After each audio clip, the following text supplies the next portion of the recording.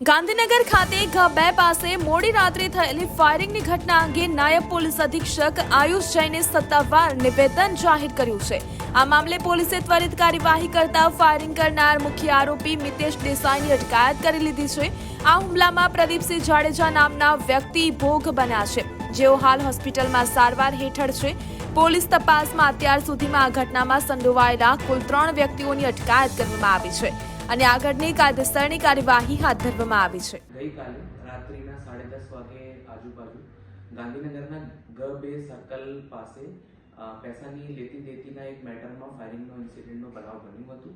આ ફાયરિંગના ઇન્સિડન્ટમાં આરોપી મિતેશ દેસાઈ ઈજા પામનાર પ્રદીપસિંહ જાડેજા ઉપર ફાયરિંગ કરેલી હતી।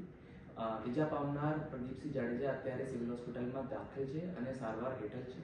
પોલીસની તપાસમાં અત્યાર સુધીમાં ટોટલ 3 લોકોની અટકાયત કરવામાં આવી છે, જેમાં ફાયરિંગ કરવાવાળા મિતેશ દેસાઈ પણ શામેલ છે અને પોલીસની વધુ તપાસ અત્યારે જારી છે।